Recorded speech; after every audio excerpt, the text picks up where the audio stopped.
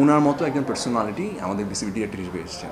Just এই simple জিনিসটাকে আমি খুব সফটলি এবং খুবই ওনার প্রতি সম্মান রেখে ছেলেদেরকে আমি একটু মানে ক্রিকেট প্লেয়ার যারা আছেন তাদেরকে একটু মিন করে আমি কথাটা বলেছি, ক্লিয়ার করার চেষ্টা করলাম যে আপনারা তো হয়তো আমাকে চেনেন না, তাই আমি আসলে কোন সেন্স থেকে বলেছি সেটা হয়তো আপনি বুঝতে পারছেন না। ইচ্ছে মতো আমার বিরুদ্ধে, আমার পরিবারের বিরুদ্ধে মানে যা তা ওনারা লিখলেন, আমি আসলে খুব কষ্ট পেলাম। আমি আসলে মানে চিন্তা করলাম যে মানুষ এমন কেন। আসলে সোশ্যাল মিডিয়ায় আমরা সবাই এখন জাজ, কারো কোনো ছোটোখাটো খুঁত পেলে আমরা তার পিছনে লেগে যাই, আমরা জানতে চাই না যে আসলে অ্যাকচুয়াল ঘটনাটা কী।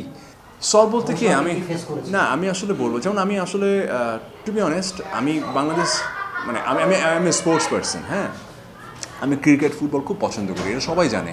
ইভেন এমন হয় যে আমি লাইক শুটিং থাকলেও মানে শুটিং থেকে টাইম ম্যানেজ করেও সবসময় স্পোর্টসের সাথে থাকি, এই টাইপের মানে আমার ভালো লাগে আর কি। সো আমার ডেফিনেটলি ক্রিকেট নিয়ে যেরকম পোস্ট করি সেরকম একটা ক্রিকেট নিয়ে যেহেতু অনেক সময় আমি পোস্ট করি, সো বাংলাদেশে যেহেতু রিসেন্টলি বাংলাদেশের পারফরমেন্স ক্রিকেট টিমের খুবই খারাপ, সো আমি একটা ফান পোস্ট করেছিলাম এবং এটা খুবই ডেলিভারের জায়গা থেকে এবং খুবই লাইক কী বলবো মানে মানে এটা লাইক ওয়ার্ড। আমি আপনাকে বিষয়টা বলি, আমি সিটি কলেজে পড়তাম। হ্যাঁ, তো আমাদের সিটি কলেজে একজন খুবই সুন্দরী ম্যাডাম ছিলেন। আমি চিটং সিটি কলেজে কথা বলছি। ম্যাডাম আমাদেরকে ইংলিশ পড়াতেন।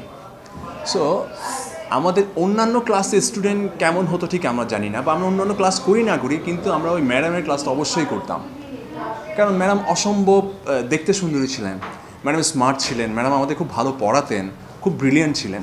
সো ওনার ক্লাসটা করতে, ওনার অ্যাপিয়ারেন্স, ওনার পার্সোনালিটি সব কিছু মিলিয়ে ওনার ক্লাসটা করতে আমাদের ভালো লাগতো এবং ওনার ক্লাসে সবসময় স্টুডেন্ট বেশি হতো এবং আমরা যেদিন ওনার ক্লাস সবাই উপস্থিত থাকতাম।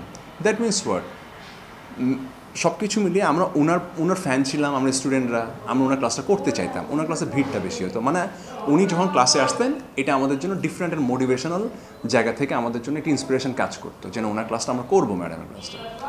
মোনালিসা হেভি ফ্লো 15 পিস প্যাকেটের সাথে 8 পিসের একটি প্যাকেট একদম ফ্রি।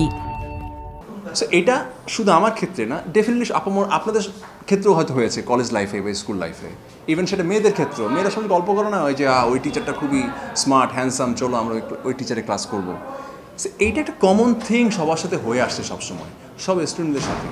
সো আমি যখন একটা পোস্ট করলাম, রুবামা ম্যাম যখন সিলেক্টেড হলেন যে বিসিবি ডিরেক্টর হিসেবে, তখন আমি পোস্ট করলাম যে এবার যদি ছেলেরা একটু ভালোভাবে খেলে বা ভালোভাবে পারফরমেন্স করে, হ্যাঁ মানে ওনার মতো একজন পার্সোনালিটি আমাদের বিসিবি ডিরেক্টর হিসেবে এসেছেন। জাস্ট এই সিম্পল জিনিসটাকে আমি খুব সফটলি এবং খুবই ওনার প্রতি সম্মান রেখে ছেলেদেরকে আমি একটু মানে ক্রিকেট প্লেয়ার যারা আছেন তাদেরকে একটু মিন করে আমি কথাটা বলেছি। এটা নিয়ে কোনো সমস্যা হলো না। 2 দিন পর দেখলাম যে একটা নারী সংগঠন এটাকে খুব বাজেভাবে ওনারা মিন করলেন, ওনারা ভুল বুঝলেন। আমি ওনাদেরকে এটা ক্লিয়ার করার চেষ্টা করলাম যে আপনারা তো হয়তো আমাকে চেনেন না, তাই আমি আসলে কোন সেন্স থেকে বলেছি সেটা হয়তো আপনি বুঝতে পারছেন না, বিষয়টা আসলে তা না।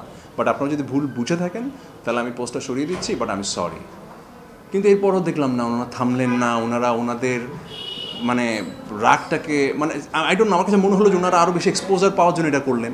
হ্যাঁ, ইচ্ছে মতো আমার বিরুদ্ধে, আমার পরিবারের বিরুদ্ধে মানে যা তা ওনারা লিখলেন এবং ওনাদের যেহেতু ওনারা অনেক বেশি এটাকে ফোর্স করেছেন, অনেক লোক ওনাদের সাথে তাল মিলিয়ে আমাকে অনেক গালিগালাজ করলেন। সো আমি আসলে খুব কষ্ট পেলাম। আমি আসলে মানে চিন্তা করলাম যে মানুষ এমন কেন। আসলে মানুষ বোধহয় মানুষের গালি দিতে বা ভুল বুঝতে খুব পছন্দ করে। সো তখন আমার মনে হলো যে না থাক, এইসব জায়গা থেকে দূরে থাকাই ভালো। এরপর থেকে আমি আজ অবধি স্পোর্টস নিয়ে কোনো পোস্টই করি নাই। ইভেন আমার অনেক ফ্যান্স ফলোয়ার আছে যে ভাই আপনি রাগ করে পোস্ট দেন না, ক্রিকেট খেলা দেখেন না, কিছু বলেন না, ভালো লাগে না আমাদের। বাট ইটস ফাইন, কারণ হচ্ছে কি আপনি চাইলে সবাইকে হ্যাপি করতে পারবেন না। কারণ আপনি যদি এমন হয় যে সবসময় আপনি যদি মানে একটা কী বলবো, একটা ধারালো অস্ত্রের বা একটা ছুরির আগাই আপনাকে যদি থাকতে হয় যে কিছু হলেই ছুরিটা আপনার পেটে ঢুকে গেলো বা গায়ে ঢুকে গেলো, তাহলে তো সমস্যা আসলে। সো যেটাই বললাম, আর সোশ্যাল মিডিয়ায় আমরা সবাই এখন জাজ, কারো কোনো ছোটোখাটো খুঁত পেলে আমরা তার পিছনে লেগে যাই, আমরা জানতে চাই না যে আসলে অ্যাকচুয়াল ঘটনাটা কী।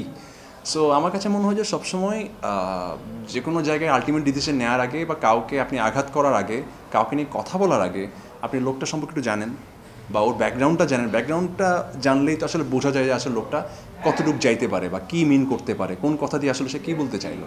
সেটা যাচ না করে যদি আমরা অ্যাটাক করে বসি তাহলে এটা খুব দুঃখজনক আর কি।